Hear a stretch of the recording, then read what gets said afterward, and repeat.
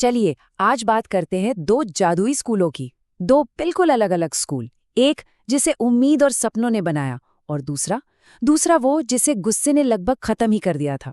तो आज हम चलेंगे जादू, पढ़ाई और बदले की दो ऐसी कहानियों में जो एक दूसरे से बहुत अलग है।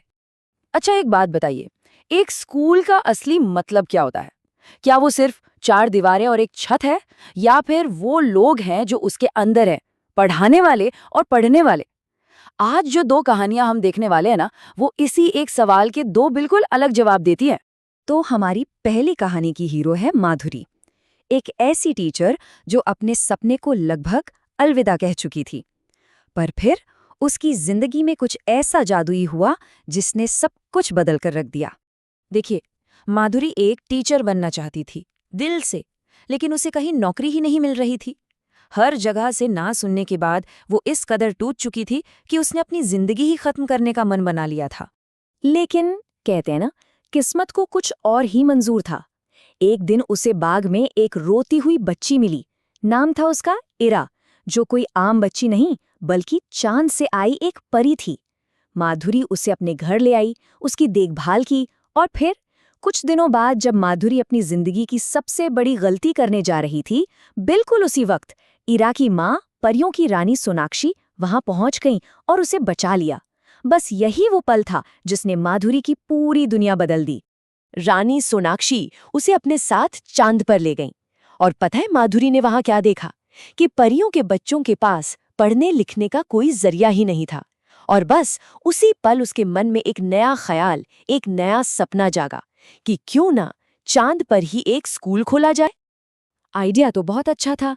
रानी सोनाक्षी ने तो अपनी जादुई छड़ी घुमाई और फुर्रररर, एक शानदार स्कूल की बिल्डिंग तैयार। लेकिन एक दिक्कत थी, कोई भी परी बच्चा स्कूल आने को तैयार ही नहीं था। माधुरी ने सोचा, चलो झूले लगा देते हैं, शायद बच्चे आ जाएं। पर वो आइडिया भी फेल हो गया। फिर जब माधुरी को लगा कि शायद ये सपना भी अधूरा रह जाएगा, उसे मिला अपना पहला स्टूडेंट, सिर्फ एक, और वो थी वही छोटी परी, ईरा। और यहीं से कहानी बदलने वाली थी। और ये बदलाव आया एक बहुत ही मामूली सी चीज से। हुआ ये कि माधुरी ने इरा को अच्छे से पढ़ने के लिए इनाम में एक बहुत सुंदर पेंसिल दी। अब इरा उस पेंसिल को पाके इतनी खुश हुई कि वो सबको दिखाने लगी। और बाकी बच्चों ने जब वो पेंसिल देखी तो उनके मन में भी स्कूल आने की इच्छा जाग गई। सोचिए, एक छोटी सी पेंसिल ने बच्चों को क्लास तक खींच लिया। तो ये थी माधुरी की कहानी, जिसने कुछ बनाया। लेकिन अब जो कहानी हम सुनेंगे वो है कुछ तबाह करने की। अब हम मिलेंगे रोली से। माधुरी और रोली में जमीन आसमान का फर्क था। एक ने दया से एक दुनिया बनाई, तो दूसरी ने गुस्से में एक दुनिया को मिटाने की ठान ली। तो ये कहानी है रोली की, एक ऐसी लड़की जिसे स्कूल में उसके लंबे बालों और सांवले रंग की वजह से बहुत चिढ़ाया जाता था। लेकिन ये सब मजाक मस्ती जल्द ही एक बहुत भयानक रूप लेने वाली थी। जरा सोचिए उस सीन को। रोली अपने लंबे बालों को संभालने में लेट हो जाती है, और उसकी टीचर मीनाक्षी उसे समझने की बजाय ये धमकी देती है। बस यहीं से रोली की जिंदगी का वो सबसे बुरा दिन शुरू हो जाता है। और फिर जो हुआ वो क्रूरता की सारी हदें पार कर गया। उस टीचर मीनाक्षी ने सबके सामने कैंची से रोली के सारे बाल काट दिए। सोचिए, पूरी क्लास उस पर हंस रही थी और वो बेबस खड़ी थी। ये सिर्फ कोई सजा नहीं थी, ये जिल्लत थी, एक गहरा जख्म था। इस बेइज्जती के बाद रोली रोते रोते भागकर एक गुफा में छिप गई, और वहां उसे मिली एक जादुई किताब। उसने अनजाने में ही एक मंत्र पढ़ लिया और वो एक शक्तिशाली चुड़ैल में बदल गई, बदला लेने वाली चुड़ैल। और उसके बाल अब वो पहले से भी ज्यादा लंबे और जादुई हो गए थे। इसके बाद जो हुआ वो बदले की आग का नतीजा था। अब रोली वो डरी सहमी लड़की नहीं थी, वो एक ताकतवर चुड़ैल बनकर स्कूल वापस लौटी। उसने अपने उन्हीं बालों से, जिनका मजाक उड़ा था, पूरे स्कूल को आग लगा दी और उन सबको पकड़कर गुफा में कैद कर लिया जिन्होंने उसे सताया था। उसका बदला अब पूरा हो चुका था।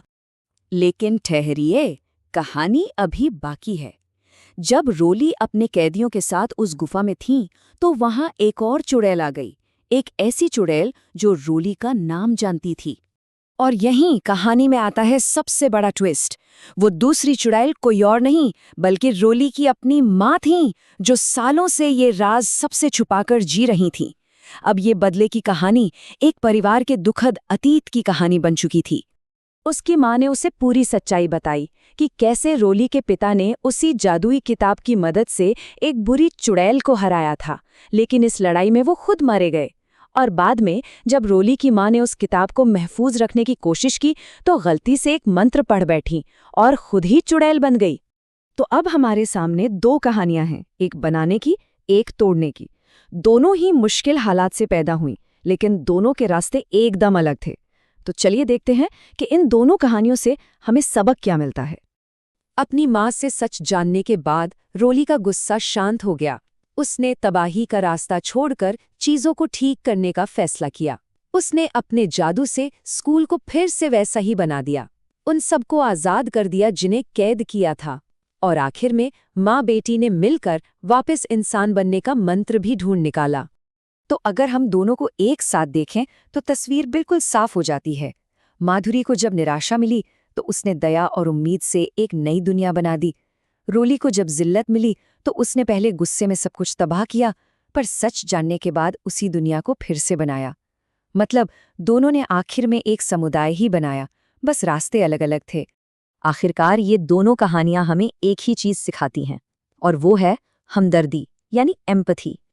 माधुरी की हमदर्दी ने चांद पर स्कूल बना दिया, और दूसरी तरफ टीचर मीनाक्षी की हमदर्दी की कमी ने एक स्कूल और एक लड़की की आत्मा दोनों को लगभग खत्म ही कर दिया था।